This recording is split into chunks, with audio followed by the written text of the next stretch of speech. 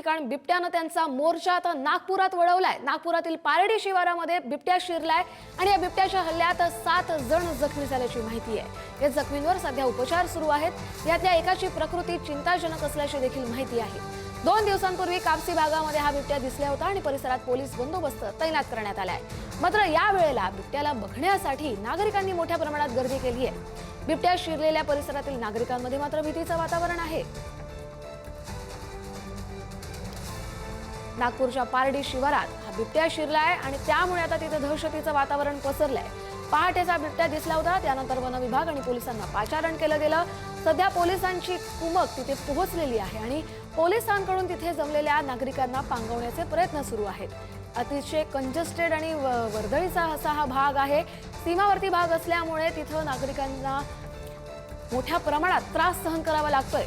नागपुरातील पारडी शिवारात बिबट्या शिरला आणि थेट जाऊयात या भागामध्ये जितेंद्र शिंगाडे आपले प्रतिनिधी जोडले गेलेले आहेत। जितेंद्र, सध्या तिथली परिस्थिती काय आहे? बिबट्या नक्की कुठे लपलाय हे पोलिसांना कळलंय का?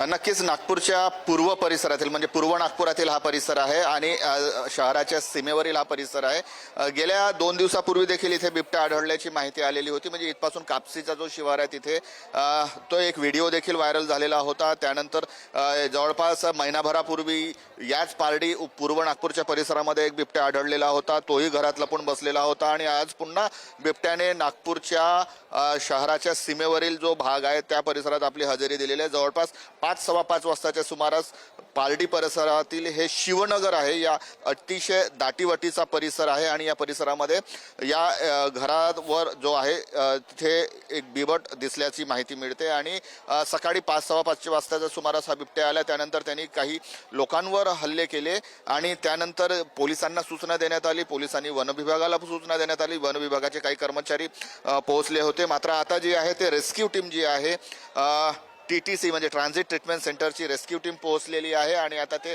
बिबट्याला जेरबंद करण्याचा आता येथून प्रयत्न करणार आहेत। मात्र जवळपास 2.5 ते 3 तास उलटून गेलेले आहेत आणि नागरिकांची जी आहे ती प्रचंड गर्दी या परिसरामध्ये दिसून येत आहे।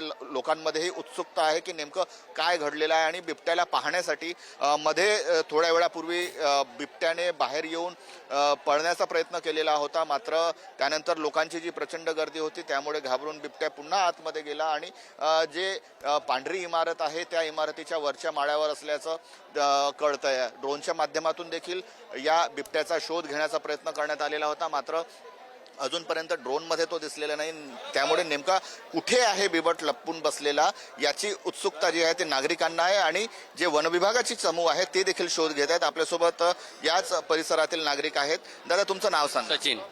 सचिनजी, नेमकं काय झालेलं होतं? कारण हे जे आहेत हे जे समोर जे घर आहे त्याच्या अपोजिट इथे राहणारे आहेत आणि ते नेमकं काय झालं होतं, तुम्हाला कधी माहिती मिळाली? मी झोपलो होतो, सकाळी 5:30 वाजता भागदौड झाली तर यांना बाजूवाल्यांना हल्ला केला तर मी उठलो तर त्याच्या इथं पंजा मारला, मग पराला तो। कोणाचं घर आहे, कोण राहत? ते कुंभकरण निषाद आणि हे बाजूच्या कुमलाल वर्मा। तर आता जो आहे तो बिबट वर्मा यांच्या घरी हा वर्माच्या घरी आहे। तुम्हाला जेव्हा माहिती मिळाली तेव्हा इथं काय परिस्थिती होती? लोक जमले होते, पळापळ झाले होते, भागदौड झाली होती, जमा झाले होते, मग इच्छा तिथं नाचेत हो। अच्छा, गच्चीवर पडा? हा, गच्चीवर। तो आला कुठून होता? म्हणजे खालून आला? खालून आला होता, खालून। रस्त्याने आला? हा, रस्त्याने आला होता। तो नंतर वर पळाला? वर पराला। आता कुठे लपून बसल्याचे? ते सामोर पांढरी बिल्डिंग मध्ये।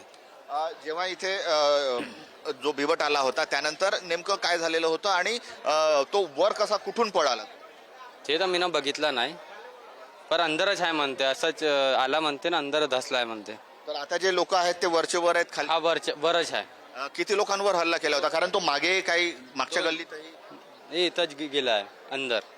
तर आपण पाहू शकतो की मागच्या जे इमारत आहे त्या गल्लीमध्ये देखील काही लोकांवर हल्ला केला, त्यानंतर तो इकडे आला।